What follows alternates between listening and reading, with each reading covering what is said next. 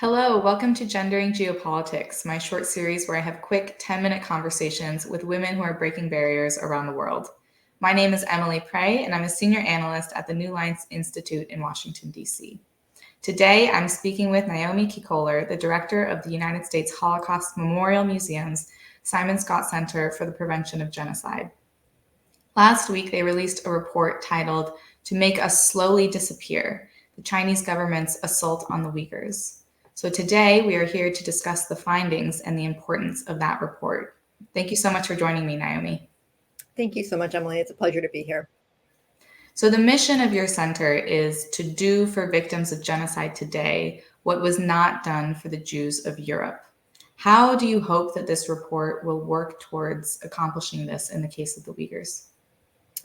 So I think one of the main goals that we have as an institution is to try to remind people of the importance of heeding lessons of the past, notably the human cost of inaction and also the failure to save lives.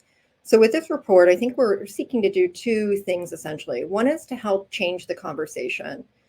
At a moment in which we have a lot of attention on what China policy should be, a lot of focus on how businesses should be engaging with China, it's really critical that at the fore and at the center of those discussions is a recognition that they're dealing with a state that is a perpetrator of some of the worst crimes known to humankind.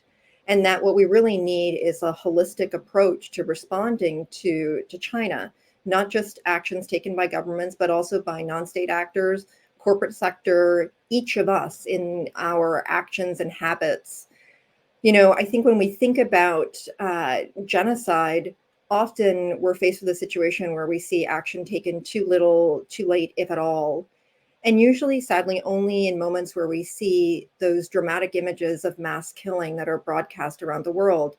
And that's something that China is not doing. So mobilizing that action to actually create the necessary international commitment to act is more challenging in this instance. It's more challenging just given the nature of China's power and our reliance and interconnectedness. But it's really critical that we recognize that the prevention of genocide has to be a core national security interest for the United States, for all governments, but also should be core to a lot of the corporate interests that are currently being advanced. I can't really fathom the notion that in the 21st century, we could have a foreign policy or business earnings that are literally made off the backs of enslaved people and brutalized communities. And that's what we see, unfortunately, in the context of the Uyghurs today. So one of the things that we're hoping to do is that people in positions of influence ask themselves, how are they going to make never again real? If this was 1936 and there were reports emerging about the persecution of Jews, what would they have done? And so with that, I think the second key goal that we have is really to try to amplify the voices of the Uyghur community and counter China's misinformation. And in doing so, hopefully help compel action. There is ample information about the crimes that are happening. We know that China continues to downplay the severity of what survivors are saying occurred to them, but there are reports that have continued to come out from Chinese whistleblowers, leaked documents.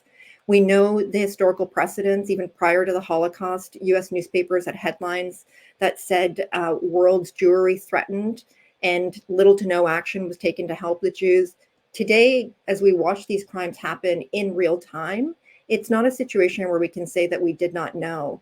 So at this particular moment, our hope is that our report not just draws attention, but it also helps to sound an alarm that when we think again about our mandate came far too late for Europe's Jews. You raise a really good point about, people like to say never again. They like to say, of course, if we were back in the 1930s and 1940s, of course, I would stand up for the Jews and all the others who are being persecuted. But we are at that moment right now with the Uyghurs. We can see what people would have done based on what they are doing right now. And not just the Uyghurs, the various other genocides that are taking place around the world. So it really is a moment of reckoning for many.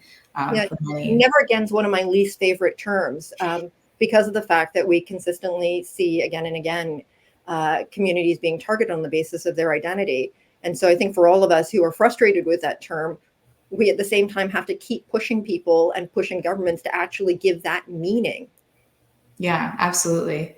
You raised a lot of really good points that I do want to address. But first, I wanted to ask, how does your report add to the small but growing work on gendered understandings of genocide? Yeah, I'm so glad that you raised that question. And one of our colleagues that we work closely with, Surda Ashraf, has written a lot about how gender permeates genocide.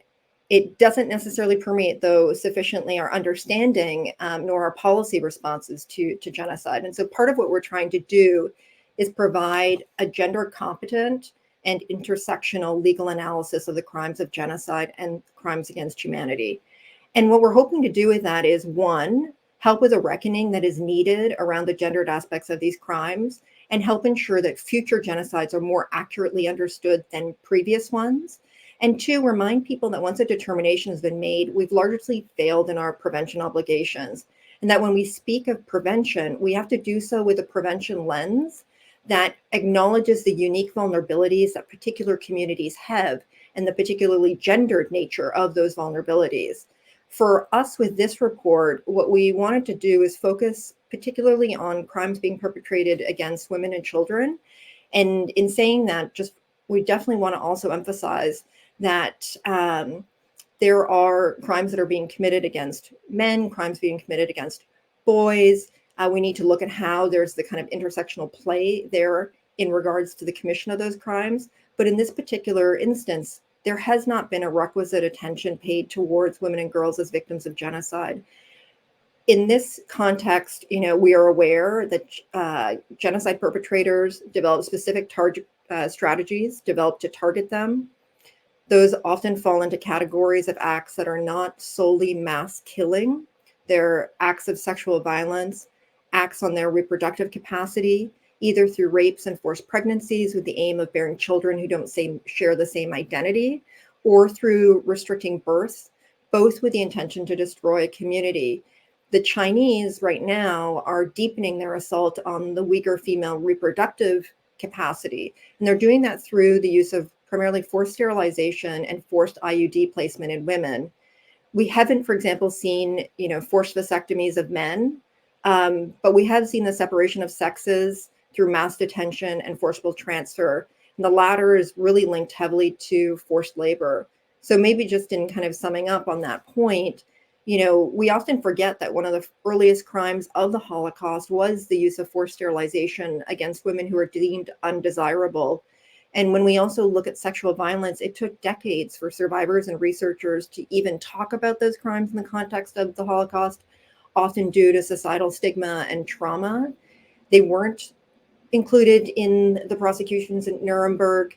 And now, thankfully, in the last 10 years, we've seen a bit of a shift and a growing understanding of the unique threats from a gendered lens that particular communities have, and also the unique protection threats they have. And that's definitely been the case when we think about the recent genocides and cases that we've worked on at a museum in regards to the Yazidi, the Rohingya, and also the Uyghur community. Gender is absolutely intrinsic not only to genocide, but to how perpetrators select their victims, the carrying out of genocide. And without a full understanding of how gender interacts with and informs genocide, then we can't truly hope to understand the crime and the consequences and the long-lasting consequences for victims and survivors of it. Quickly, in our last few minutes, one of the things that is great about your report is that it has policy recommendations at the end. So what are some of the most urgent policy recommendations for the US and other governments who have been reading this report over the last 2 weeks? So, first and foremost, we want to see the Chinese government stop committing the crimes that they're doing, and for the US and other governments to really push for unfettered access so that they can get independent monitors into Xinjiang. Ideally, we could see the standing up of an independent investigative mechanism that could collect, analyze, preserve evidence, ideally so that individuals are held accountable at some stage for the crimes that they're doing. We really encourage the consideration of additional deterrent measures such as sanctions and import restrictions. Really, there needs to be a focus, and it's disappointing just to see how slow some of the legislation on the Hill has been going in terms of the Forced Labor Act. but a real reckoning of the reliance on forced labor and how US businesses may or may not be contributing to that. We also need to be thinking about how to protect Uyghurs who've fled China and continue to face protection threats, as do their families. So there are a number of different areas where we think there needs to be more concerted focus in keeping with the severity of the crimes. When we say that genocide is occurring, we need to see our policy responses really reflect just how dire that is, again, which is why it's so important to center conversations around the prevention of genocide earlier in our discussions about national security priorities and what our broader China policy should be. And then, of course, for women and girls, there are unique threats that they face. And this is an area that unfortunately all too often has been a blind spot for policymakers as we think about what the specific responses should be for them. In this case, we're often thinking about people who have been able to flee and need psychosocial and medical support. But there are many other areas that we need to be sensitive to, including when it comes to documentation.